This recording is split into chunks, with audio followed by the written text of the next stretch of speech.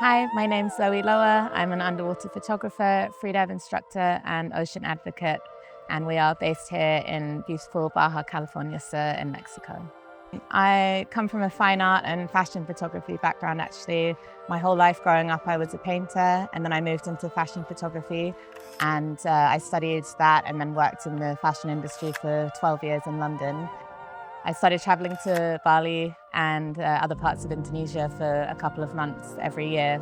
And it was during that time that I recognized the state of our oceans. And so I slowly started transitioning out of the fashion photography industry and wanting to pursue a career as an ocean storyteller. And from that first dive, I was just hooked. What I love most about freediving is the sense of oneness with the ocean and also with myself. So the freediving that I do when I'm training on the line it's very different to the freediving that I do when I'm trying to shoot marine life or when I'm shooting with models.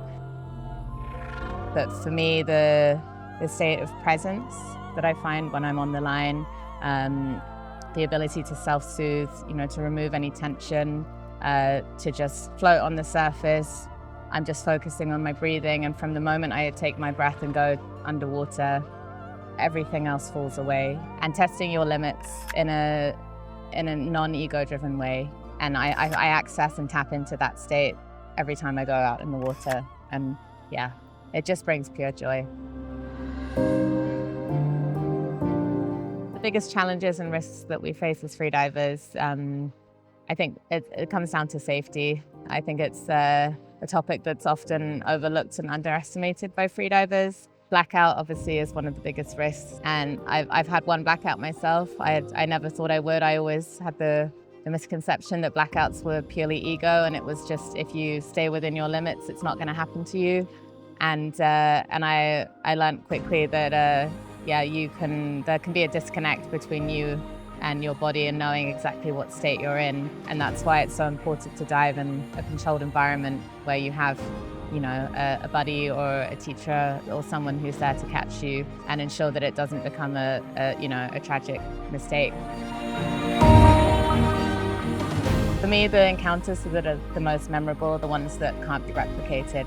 I was out on a safari with a friend of mine, Jamie, and we hadn't found any marine life, so we'd stopped to check some of the fishing buoys because sometimes sharks congregate there. And we got in the water and we saw a mobile array entangled about 15 meters down.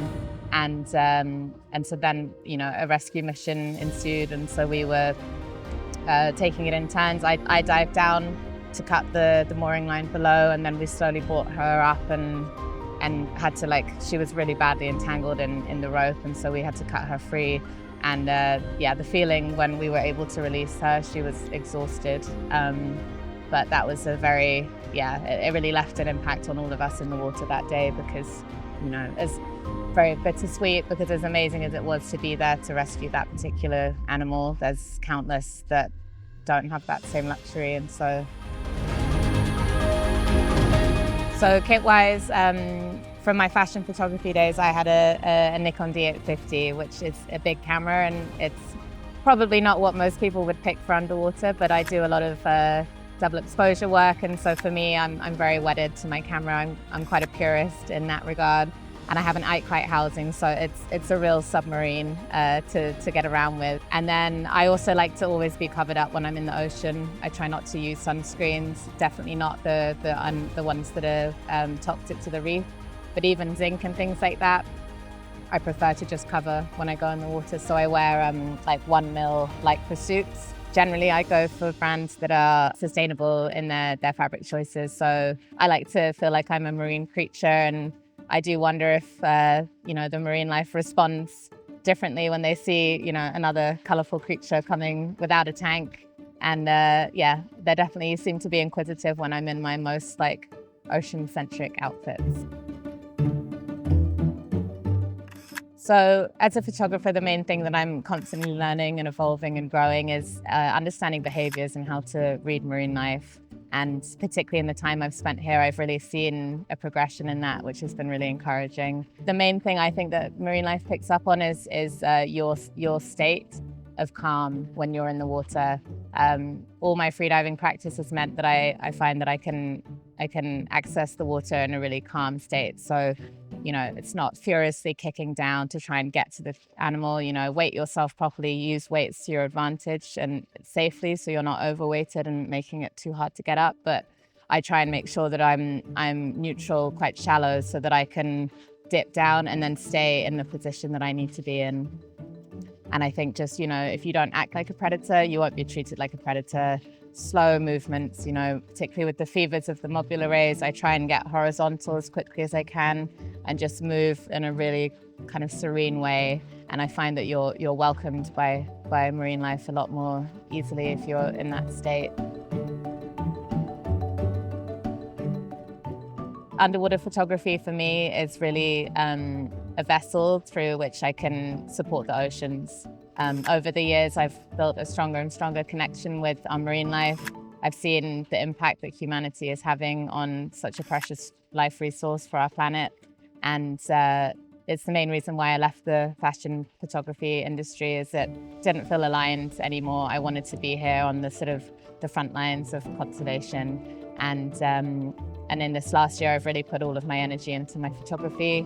I've become an ambassador for Only One, which is an action platform for the oceans. They do a lot of petitions, try and affect change at a government level across the world. I contribute to a free oceanic library called Kogia, which is an amazing asset for conservation projects. Any photographers and videographers who have surplus content sitting on their hard drives can donate this to the resource that can be used to fight for our oceans.